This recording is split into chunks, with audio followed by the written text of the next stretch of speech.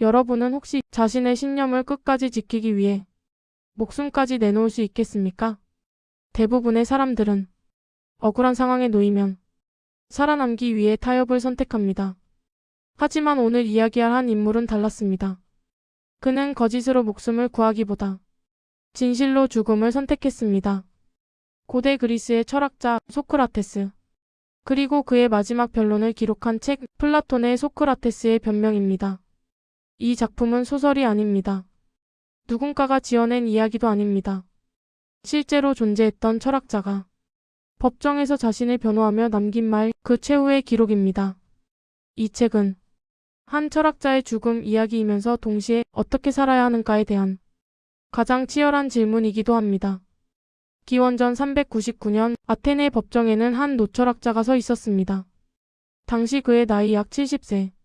젊은이들을 타락시키고 국가가 믿는 신을 부정했다는 이유로 재판에 넘겨졌습니다. 겉으로 보면 단순한 사상 범죄였습니다. 하지만 실상은 달랐습니다. 그는 평생 동안 사람들에게 질문을 던졌습니다. 정의란 무엇인가? 선하게 산다는 것은 무엇인가? 지혜로운 삶이란 무엇인가? 사람들은 처음엔 흥미로워했습니다. 그러나 시간이 지날수록 불편해졌습니다. 왜냐하면 그의 질문은 언제나 상대의 무지를 드러냈기 때문입니다. 정치가에게 물으면 정치가의 무지가 드러났고, 시인에게 물으면 시인의 허영이 드러났으며, 지식인에게 물으면 지식인의 허세가 드러났습니다. 결국 그는 아테네 사회의 체면을 무너뜨리는 존재가 되었습니다. 그리고 사람들은 그를 침묵시키기로 결정합니다. 법정에 선 소크라테스는 동정에 호소하지 않았습니다. 눈물을 보이지도 않았고 자신이 불쌍하다고 말하지도 않았습니다.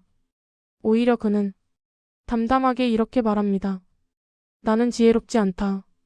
다만 내가 모른다는 것을 안다. 이 말은 철학사에서 가장 유명한 문장 중 하나가 됩니다.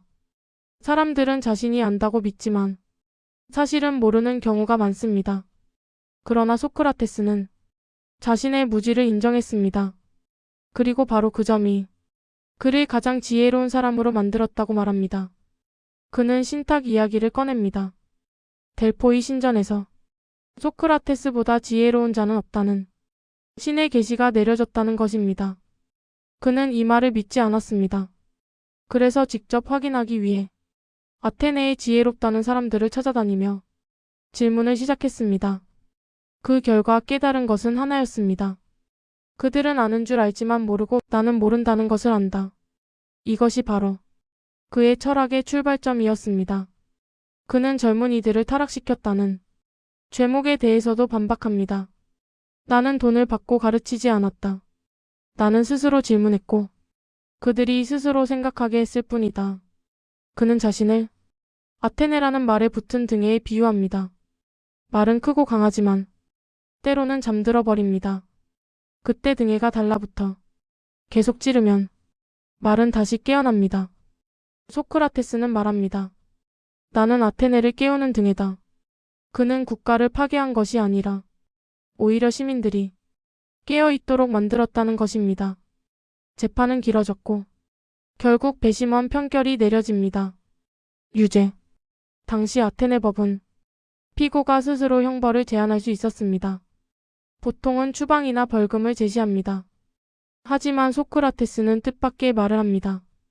나는 국가에 봉사했으니 프리타네이온에서 공짜 식사를 받아야 한다. 프리타네이온은 국가 공로자에게 제공되는 최고 예우였습니다. 법정은 술렁였습니다. 그는 끝까지 자신이 죄인이 아니라고 주장한 것입니다. 결국 판결은 사형으로 확정됩니다. 독배, 즉 독이 든 잔을 마시는 형벌이었습니다. 하지만 놀라운 것은 판결 이후 그의 태도였습니다. 그는 분노하지 않았고 두려워하지도 않았습니다. 오히려 이렇게 말합니다. 죽음은 두 가지 중 하나다. 아무것도 없는 잠이거나 다른 세계로 가는 여행이다. 둘 다 두려워할 이유가 없다고 말합니다. 특히 그는 죽음 이후에도 지혜로운 자들과 대화할 수 있다면 그것은 축복일 것이라고까지 말합니다. 죽음을 형벌이 아니라 또 하나의 철학적 여정으로 본 것입니다.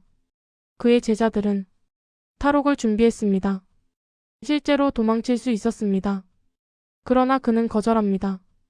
나는 법을 존중하며 살아왔다. 이제 와서 법을 어길 수는 없다. 그는 자신을 죽게 만든 법조차 끝까지 존중했습니다.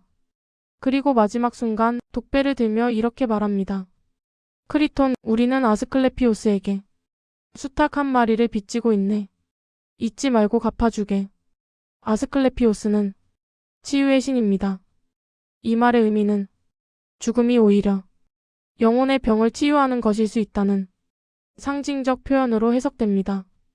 그는 죽음조차 철학으로 받아들였습니다. 이 기록을 남긴 사람이 바로 플라톤입니다.